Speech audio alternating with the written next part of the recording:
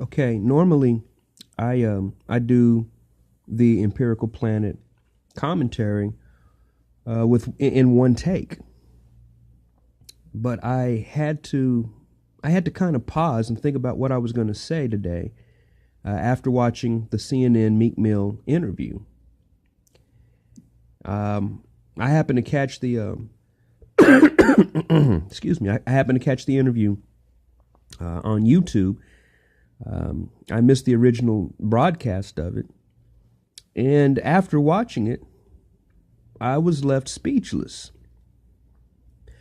And unfortunately, I wasn't left speechless for the reasons that I think many of his supporters were probably left speechless. You know, after reading the comments and the support that he got, I had to pause and I had to really understand how in trouble the certain parts of the African American community are. And of course, you can't, I'm not basing the entire black community on what Meek Mill thinks. But my understanding is that the entertainment, the entertainment industry, particularly rappers and singers in the black community, are the politicians these days. So I have to consider the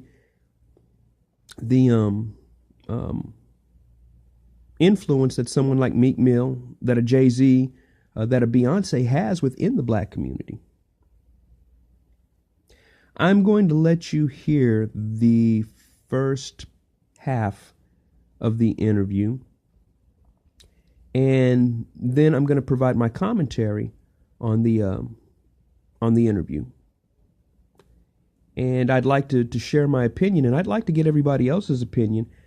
And I encourage people. There's a lot of folks that are like, well, I'm not African American, I'm not black, so I really have no place. And no, you have a place in having an opinion on any American that makes themselves public.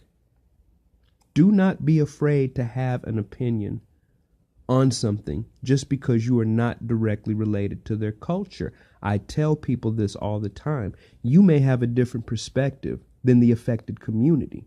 And those that are very resistant to that are doing more harm than the people that want to do some good for that community. So anyway, I'd like to play the, and excuse me for the bad quality of this. This was quick. It was random. And I felt that I just needed to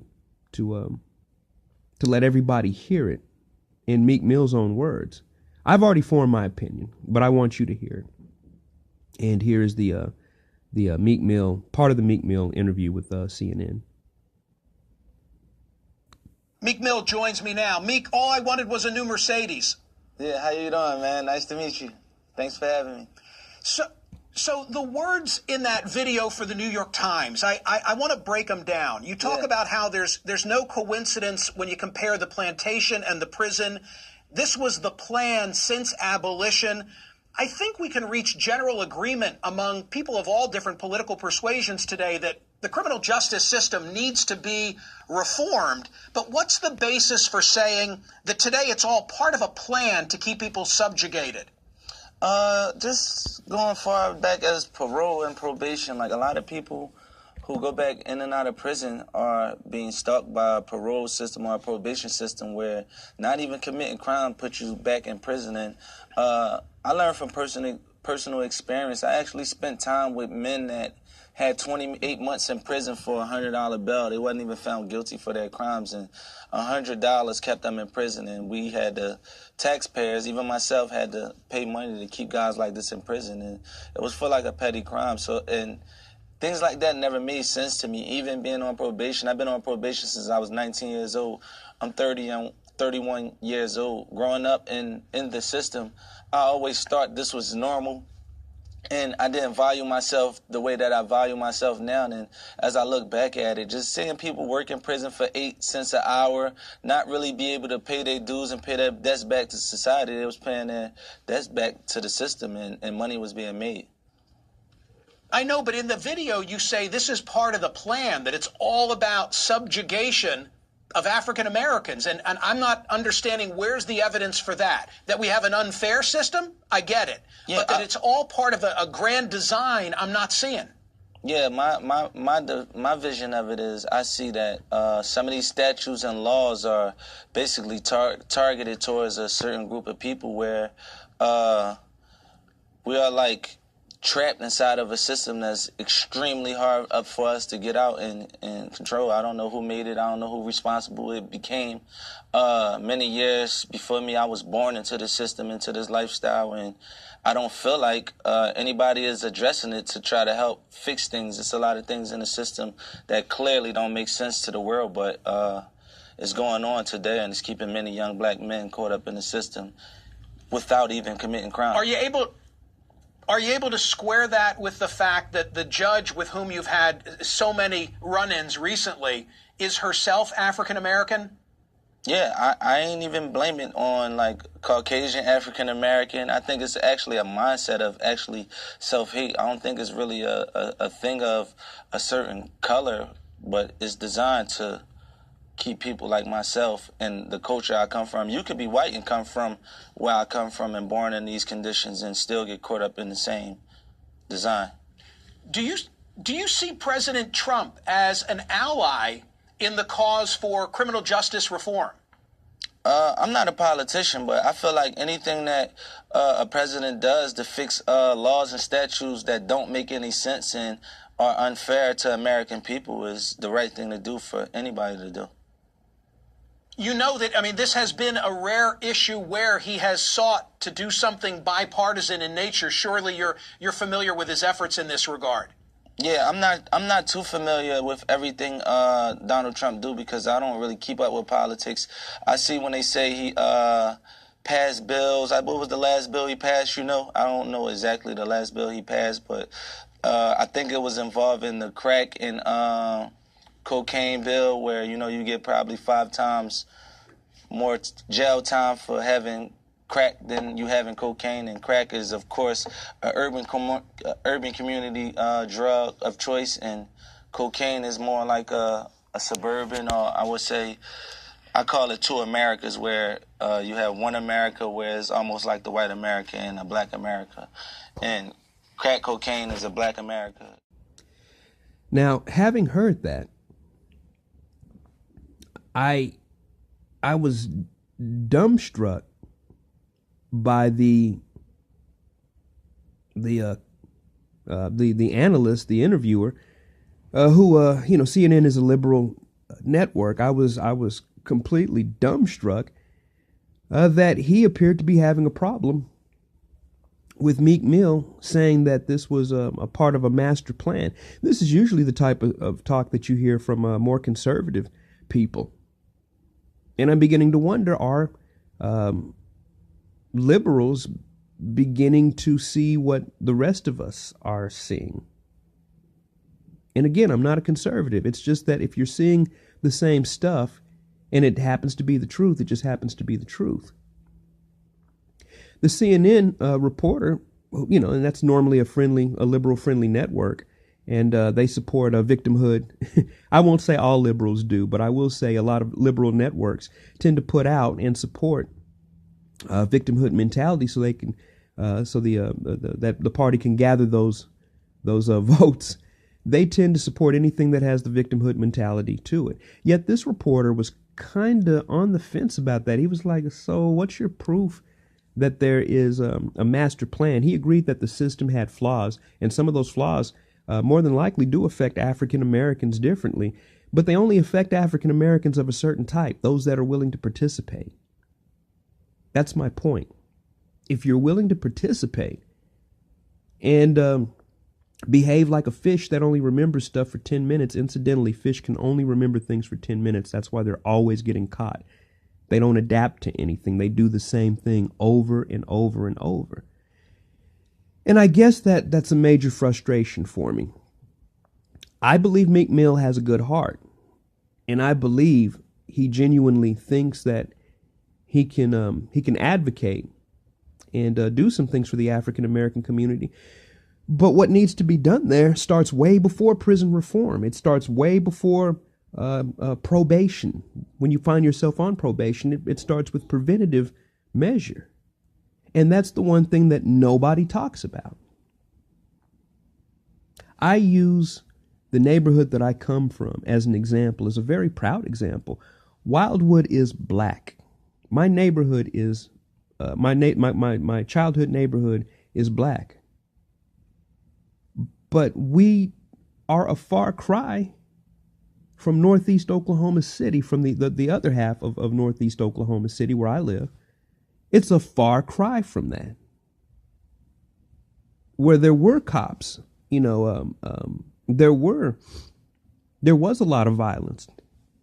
And it seemed that preventative living, a lot of people called Wildwood uppity blacks, which was funny to me because nobody ever asked, well, what's the remedy? How are you doing what you're doing? Why is there no violence there? The only time that Wildwood saw violence is when we allowed a certain kind of culture to creep into the community. But beyond that, Wildwood never had any issues. Excuse me again. So as I listened to Meek, he goes on to talk about the the master plan, the fact that whites get less time for their drug of choice. Blacks get more time for the when crack was a big deal. Blacks got sometimes five times as much time as somebody who was doing cocaine. Well, if you're not doing cocaine and you're not doing crack, you don't have to worry about any of that. And I'm not saying that there shouldn't be some kind of reform, but I'm like, let's do this in the order that the logical order that it should be tackled in, which is A, preventative, B, legal, and C, advocating against.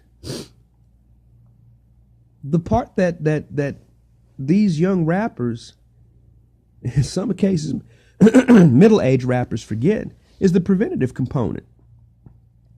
There are Polish neighborhoods that are poor.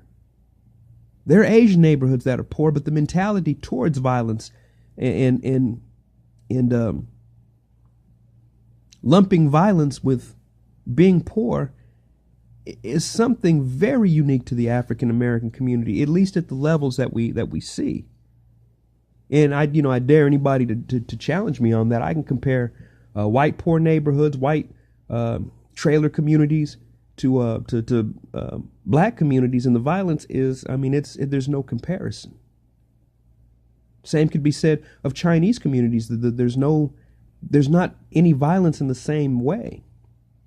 So culturally speaking, if it's a culture of violence added to poverty, then you have the situations such as the ones that rappers like Jay-Z and Meek Mill talk about. The moment somebody says, but you have to understand, they're not really ready to change anything, because there's nothing to understand except there needs to be a change in culture. That is the only thing that you need to understand. There's nothing else to understand. End it, period. So while I listen to Meek, I also look at, some glaring things. The fact that he when he was asked about politics, he brushed it to the side. The very core of what you're talking about has everything to do with politics. And he says, I really don't get into politics. You're in politics right now.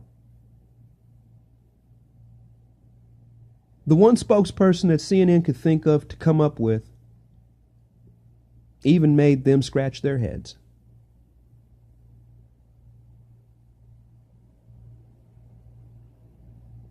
That interviewer almost sounded like he was conducting a soft interview for a Republican network, a conservative network, because some of the responses were so absurd. How can you not care about politics in a political situation? Judicial. It's a branch of government. Policies change laws. Policies affect prison reform. How do you not know that? I'll tell you how he doesn't know that. Because we make it okay for him to not know that. We make it okay for people to go to jail, get out, commit another crime, go back to jail, get out, commit another crime, with one simple word. But, followed by, you have to understand. Our society's become a bunch of enablers.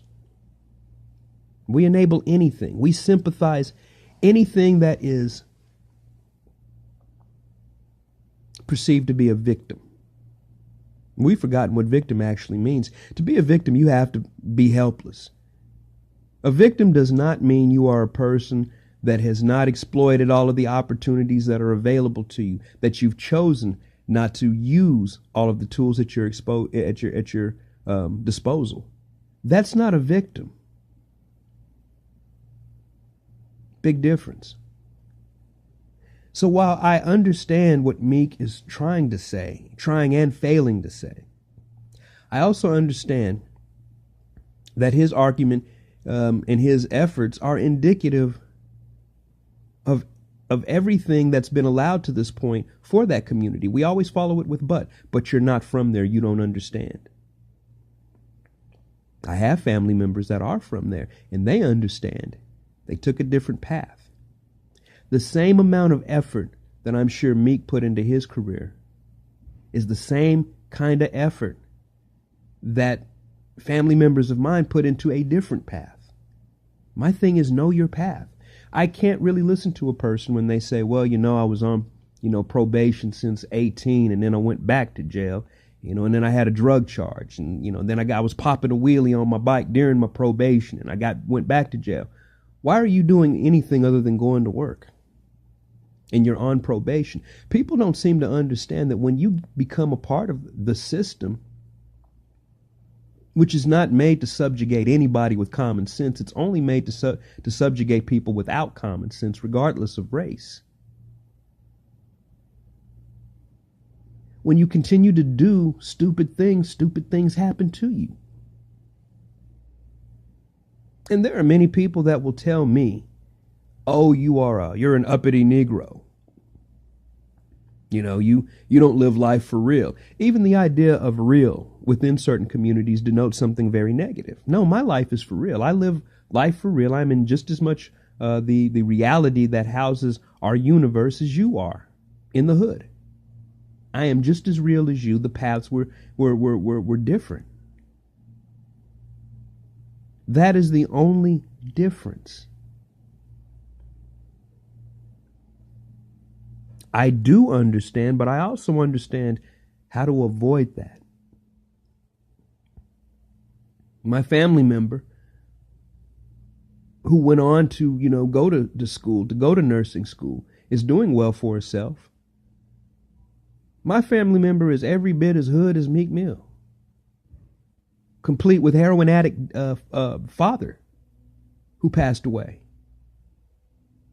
Now, perhaps you can tell me something, but you can't tell her anything because she knows and her path was different than a lot of these people. Why are we not looking at that person as an example? Why are we so enamored by victimhood? Why are we so enamored? I'll tell you why I think we are. It's because it keeps people afraid. And as long as they're afraid and they believe that you're the only one, and I am talking politically speaking, as long as they know that you're there to save them, although you never do, they don't have to take accountability for their own actions. Which is really sad. It's really sad that accountability is looked at as being an Uncle Tom. It's looked at as being a coon. I hate using that language. It's really sad that common sense is looked at as being unreasonable.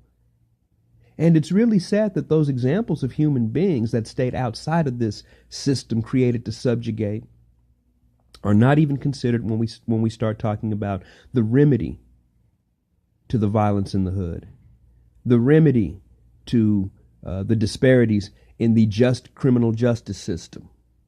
Nobody even asks the people that have lived their whole lives without being a part of that negative system how they did it. They never even ask. And Meek Mill, I have to say, is one of those people that while he has a good heart, he's a broken record. He'll want to put up start a foundation, a basketball league or something like that. He'll want to do the typical things that we do instead of the one thing that would fix everything.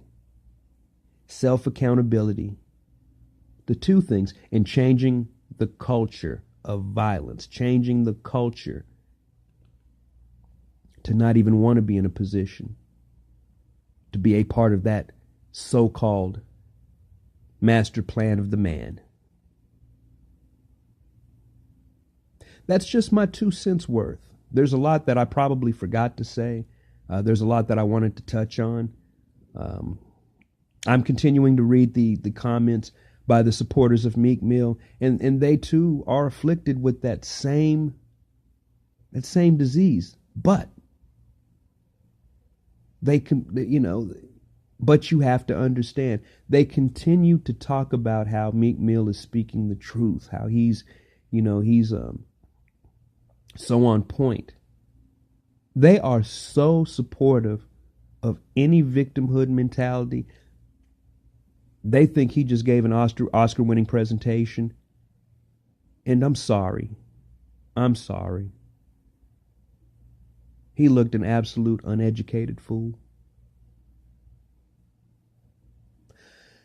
If you dig our content and you too have similar thoughts or just have input, period, feel free to subscribe to Empirical Planet.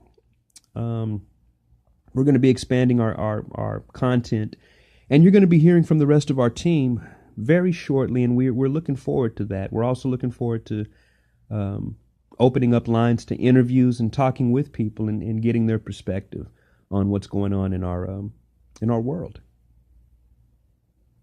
So until the next time, everyone take care.